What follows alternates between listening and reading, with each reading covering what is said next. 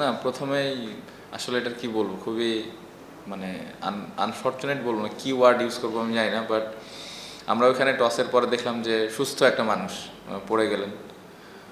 তারপরে ওখানে সিপিআর দেওয়া হলো, পালসটা একবার এসেছিল, তারপরে তো অ্যাম্বুলেন্সে যাওয়া হলো। বাট আসলে সবাইকেই আমাদের একদিন চলে যেতে হবে, বাট এতটুকু রিকোয়েস্ট করবো পুরা সবাইকে, দেশের মানুষকে তার জন্য দোয়া করবেন। এতটুকু বলতে পারি, খুবই ভালো মানুষ ছিলেন। অনেক লম্বা সময় কাজ করার সুযোগ হয়েছিল ওনার সাথে, প্লেয়ারদেরকে অনেক সাপোর্ট করতেন।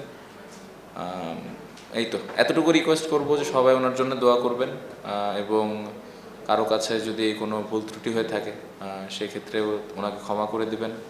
আর ওনার ফ্যামিলির জন্য এটা অনেক কঠিন একটা ব্যাপার, বাট দূর থেকে হলেও ওনার ফ্যামিলির পাশে থাকার চেষ্টা করবেন। না, আমার মনে হয় যদি পুরা ম্যাচটা দেখি, ব্যাটিংটা আমাদের খুব ভালো ব্যাটিং আমরা করতে পারিনি।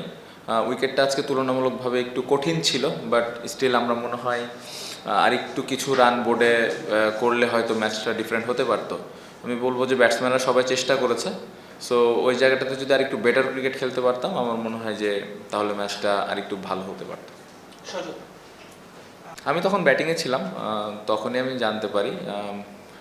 সবাই তো মানে অবাক হওয়ারই বিষয়, কারণ আমরা কেউ আশাই করিনি যে এরকম কিছু একটা হবে। বাট এগেন, এটা তো আসলে আমরা কেউ জানি না কে কখন চলে যাবেন। সো এটা সবাই আমরা অনেক অবাক হয়েছি, বাট আসলে এই জায়গায় তো এর বেশি কিছু করার নাই, দোয়া করা ছাড়া।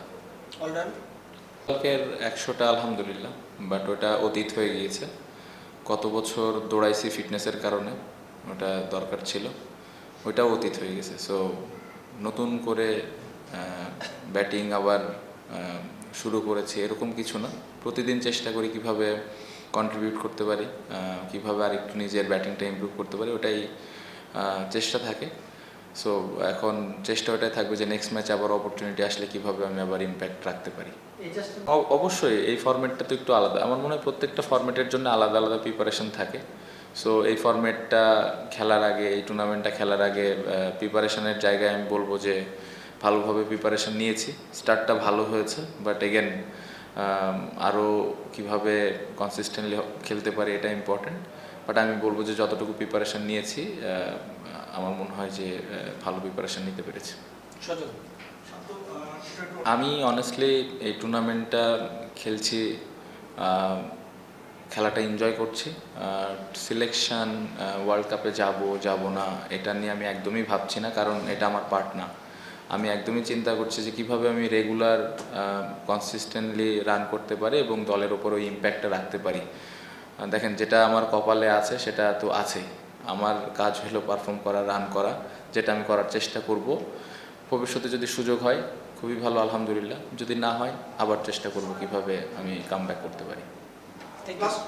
আমার মনে হয় ব্যাটিংটা আমরা আরেকটু বেটার করতে পারতাম। ব্যাটিংটা আপ টু দ্য মার্ক ছিল না, বাট আমাদের যে ব্যাটিং ইউনিট আছে, আমার পুরো বিশ্বাস আছে যে ব্যাটিং ইউনিটটা ঘুরে দাঁড়াবে এবং আমরা খুব ভালোভাবেই বোর্ডে রান রাখতে পারবো, যেটা দিয়ে আমার বোলাররা ওইটা ডিফেন্ড করতে পারবে বা ভালো একটা অবস্থান তৈরি করতে পারবে।